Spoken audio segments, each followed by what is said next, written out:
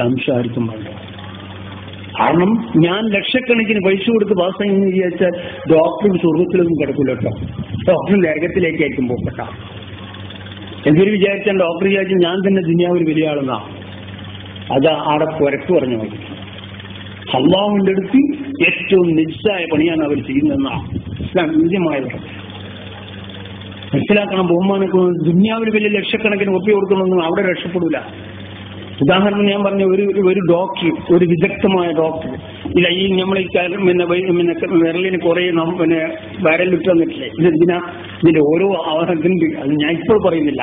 അപ്പോൾ ഒരു ഡോക്ടർ പറഞ്ഞ് ഇവിടെ വിദഗ്ധമായ ഒരു ഡോക്ടർ പറഞ്ഞ് നിങ്ങളെ വിരൽ മുറിക്കണം, അത് ഇവിടെ മുറിക്കണ്ടു എന്ന് ഡോക്ടർ എഴുതി. ആ ഡോക്ടർ എന്താണ്, ഈ വിരലെ അങ്ങ് മുറിച്ചു കഴിഞ്ഞാൽ ആ ഡോക്ടർ കൈ പൊട്ടപ്പെടുന്ന. അപ്പൊ ഇവിടുത്തെ ഡോക്ടർക്ക് കാലും കൈ എത്ര പോണം? നിയമമാണ്. നമ്മളിപ്പോ തോന്നിയ പോലെ ഓപ്പറേഷൻ ചെയ്യാനോ തോന്നിയ പോലെ കൊല്ലാന്നുള്ളതല്ല മനുഷ്യനെന്തോ ബഹുമാനിച്ചിട്ടുണ്ട്. അത് ബഹുമാനം കൊല്ലലല്ല. അപ്പൊ അതുകൊണ്ട് ബഹുമാനമുള്ള മുമ്പിൽ ഞാൻ പറഞ്ഞു വരുന്നതാ, ഇന്ന് നമ്മളെ ആധുനിക സജ്ജീകരണങ്ങൾ വരെ നമ്മളെ ഈമാൻ നഷ്ടപ്പെട്ടുകൊണ്ടിരിക്കുക. അങ്ങനെ കഴിഞ്ഞില്ല. ആ 1 മുതൽ എല്ലാ ഇഞ്ചക്ഷനും വെച്ച് പിന്നെ നോക്കുമ്പോൾ കുട്ടി എന്നെ എന്താ അങ്ങ് വലിയ എല്ലാം ഇതെല്ലാം ഞാൻ ഭാഷയിൽ കളിക്കല്ല. ഏതായാലും ഞാൻ പറഞ്ഞു വരികയാണ്, അത് ബഹുമാനമുള്ള മുഅ്മിനീങ്ങളിൽ നമ്മൾ അപകടത്തിലേക്ക് ചെന്നു വരികയാണ്. എല്ലാം നമ്മളെ കാറ്റിൽ പരത്തി നമ്മൾ ദീനുമായിട്ട് ഒരു ബന്ധവുമില്ലാത്ത നിലയിലാണ് നമ്മളെ കാര്യങ്ങൾ നീക്കിക്കൊണ്ടിരിക്കുന്നത്. ഒരു വിശ്വാസവുമില്ല. എല്ലാം ആനന്ദിന്റെ ദീനിയിലുള്ള പാശ്ചാത്യം വിസ്താരത്തിലേക്കാണ് നമ്മൾ നീക്കി പോയിക്കൊണ്ടിരിക്കുന്നത്. അപ്പൊ എന്താ 1 മുതൽ 10 വരെ എന്തായി അങ്ങ് നോക്കി ഡോക്ടറെ ലാസ്റ്റ് 7-ാം തീയതി മാസം വന്ന് ഒരു സ്കാൻ എടുക്കണം. അന്നേരം കുട്ടിയൊന്നും താറാറില്ല. പിന്നെ 9-ാം തീയതി മാസം 9 വരണം, നോക്കി സ്കാൻ എന്ന് എടുക്കണം. സ്കാൻ എടുത്തിട്ട് നോക്കുമ്പോൾ പറയുന്നത് എന്താ, കുട്ടിന്റെ വില കാഞ്ഞങ്ങാടും പിന്നെ കാല് കാസർഗോഡ് കാണുന്നത്. എന്താക്കണം? 9-ാമത്തെ മാസം സ്കാൻ എടുത്തിട്ട് ഡോക്ടർ പറയാണ് കുട്ടിന്റെ തല കാഞ്ഞങ്ങാടും പിന്നെ കാലോ കാസർഗോഡ്. എന്താക്കണം? കുട്ടിനെ കൊല്ലേ വേണ്ടി തന്നെ മരിക്കേ വേണ്ടി. ബഹുമാനമുള്ള മുഅ്മിനീങ്ങളെ എത്ര അപകടമാണ് ചെന്നുകൊണ്ടിരിക്കുന്നത്. ഞാൻ നിൽക്കുന്ന ഒരു സ്ഥലത്ത് ഒരു സ്ത്രീ ഒരു പെൺകുട്ടി എന്താണ് പ്രസവിച്ചാണ്. അപ്പൊ അദ്ദേഹത്തിന്റെ ഭർത്താവ് എന്റെ അടുത്ത് വന്ന് പറഞ്ഞു, തങ്ങളെ ഡോക്ടറുടെ ഡേറ്റ് പറഞ്ഞത്. ആയിക്കോട്ടെ, ഡോക്ടറുടെ ഡേറ്റ് പറഞ്ഞു. ആ ഡേറ്റ് കഴിഞ്ഞാൽ അപ്പൊ എന്താക്കണ്ടേ? നീ എന്തോ ആക്കണ്ട, എനിക്ക് വിശ്വാസം ഉണ്ടോന്ന് വെച്ചാൽ തങ്ങൾ പറയുന്ന വിശ്വാസം ഒരു പ്രശ്നമില്ല. അങ്ങനെ എന്നാ നീ ഒന്നും പേടിക്കണ്ട, ബദരീങ്ങൾ വരെ യാസിനോട്, പ്രസവിക്കുന്നവരെ യാസിനോടാ. പ്രസവം വന്നു കഴിഞ്ഞാൽ പിന്നെ വേണ്ട. അപ്പൊ എത്രയാവാം? അങ്ങനെ അദ്ദേഹം ഡോക്ടർ ഡേറ്റ് കഴിഞ്ഞു. ഡോക്ടർ 18-ഉം 20-ഉം കഴിഞ്ഞ് 22 കഴിഞ്ഞു. അപ്പൊ ഇനി 28-ന് പറഞ്ഞ് നോക്കുമ്പോൾ ഒരാഴ്ച കഴിഞ്ഞിട്ടും പ്രസവമില്ല. വീണ്ടും എന്റെ അടുത്ത് വന്ന് പറഞ്ഞിട്ടാണ് ഞാൻ നിങ്ങൾ പറഞ്ഞ് യാസിനോട് സമയം പ്രസവിച്ചു, അത് നിങ്ങൾ ആരെ തെറ്റൊന്നും വേണ്ട, പക്ഷെ ഓപ്പറേഷൻ ചെയ്യരുത്, ഇമാൻ വേണം, ഇമാനുണ്ടെങ്കിലേ രക്ഷപ്പെടും. അപ്പൊ പിന്നെന്തായി പോയി നോക്കുമ്പോൾ അടുത്ത മാസം 28ആയി. ഇത് ഭയങ്കര അപകടമാണ്. 28 9 മാസം കഴിഞ്ഞ് 10-ാമത്തെ മാസം 28 പോയപ്പോ എന്നോട് പറഞ്ഞു, തങ്ങളെ ഞാൻ പറഞ്ഞു പ്രസവിച്ചു, ഒന്നും പേടിക്കണ്ട, അള്ളാഹു വിശ്വസിച്ചുകൊള്ളുക, അള്ളാഹു ഭാരം ഏൽപ്പിച്ചുകൊള്ളുക. അള്ളാഹു തന്ന സാധനങ്ങൾ കേറില്ല. എനിക്കും നിങ്ങൾക്കും ചിലപ്പം മറിയുണ്ടാവും, അള്ളാഹ്ക്കും മറിയൂരില്ല. അപ്പം എന്താ അങ്ങനെ പോയി ഞാൻ നാട്ടിലേക്ക് വന്നു. അന്ന് വേദന കിട്ടി. അപ്പൊ മോൻ കുറച്ച് ചെറുപ്പക്കാർ. അപ്പൊ ഞാൻ പറഞ്ഞു ഉടനെ എനിക്ക് ഫോണാക്കി. എന്റെ ഫോൺ എപ്പോഴും എന്താണ് ഓഫിലാണ്, ഞാനും ഓഫിലാകും ഓഫിലാണ്. അന്ന് കളാർക്ക് അത് തുറന്നു. അപ്പം ചില ആൾ നേർച്ചയാക്കുന്നു തങ്ങളെ ഫോണ് തുറന്നു വെക്കാൻ യാസിൻ ബദരീങ്ങളെടുത്ത് ഫോണാക്കി. ചിലവരുണ്ട് അങ്ങനെ. എന്താണ് അദ്ദേഹം എന്തോ കാരണം ഞാൻ അത് തുറന്നു വെച്ചപ്പോൾ അദ്ദേഹത്തിന്റെ ഫോൺ പറഞ്ഞു, തങ്ങളെ എന്റെ ഭാര്യ വേദന നിങ്ങൾ പോയിക്കോ, പ്രശ്നമില്ല, ഓപ്പറേഷൻ ചെയ്യരുത്, ഓപ്പറേഷൻ ചെയ്യേണ്ട ആവശ്യമില്ല, സമയമാകുമ്പോൾ പ്രസവിച്ചോളൂ, യാതൊരു ബുദ്ധിമുട്ടും ഉണ്ടാവില്ല എന്ന് ഞാൻ പറഞ്ഞു. അപ്പം പുത്തൂർ എന്താണ് അവിടെ ടൗണില് ഒരു ഡോക്ടർ നഴ്സിംഗ് ഹോമിൽ കാണിച്ചപ്പോൾ പറഞ്ഞു, ഇപ്പം തന്നെ ചെയ്യണം, അല്ലെങ്കിൽ 2 കുട്ടിയും ഒന്നുകിൽ ഉമ്മ കൊടുക്കും അല്ലെങ്കിൽ കുട്ടിയും മരിക്കും.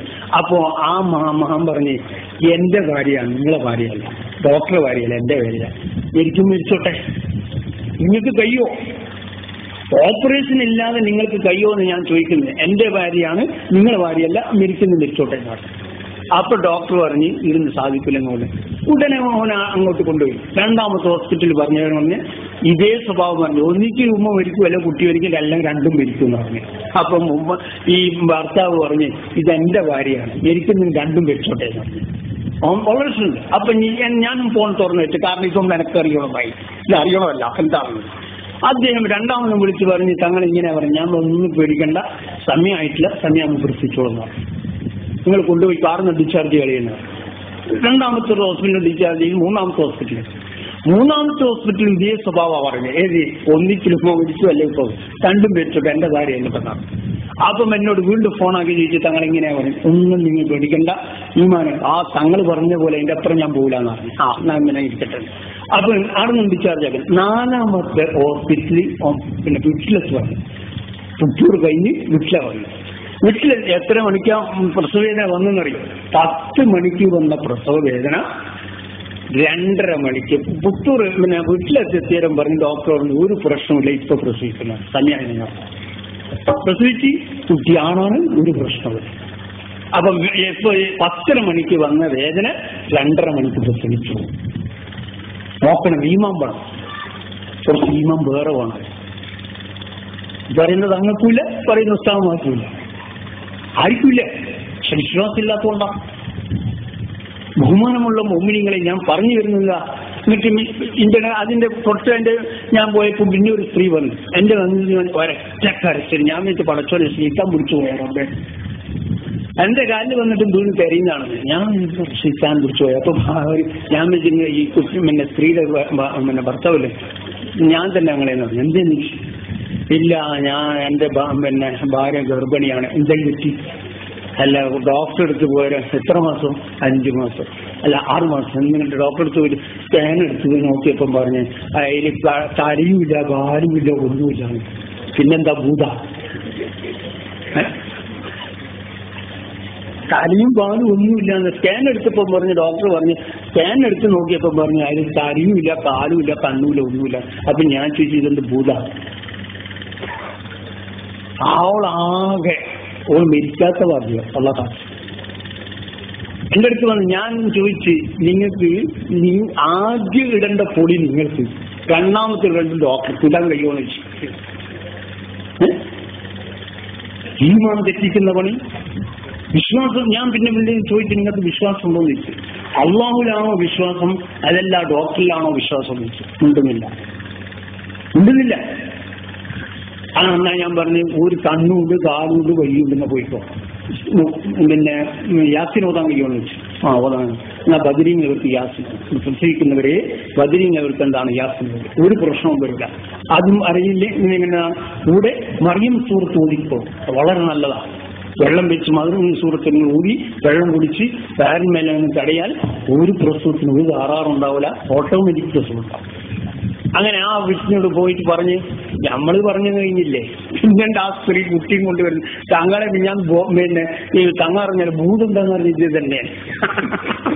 ഇത് ഭൂതമില്ല, കാലുമില്ല, ചലയുണ്ടല്ലോ, പ്രസവിച്ചു വന്നു. ഇതാണ് നമ്മൾ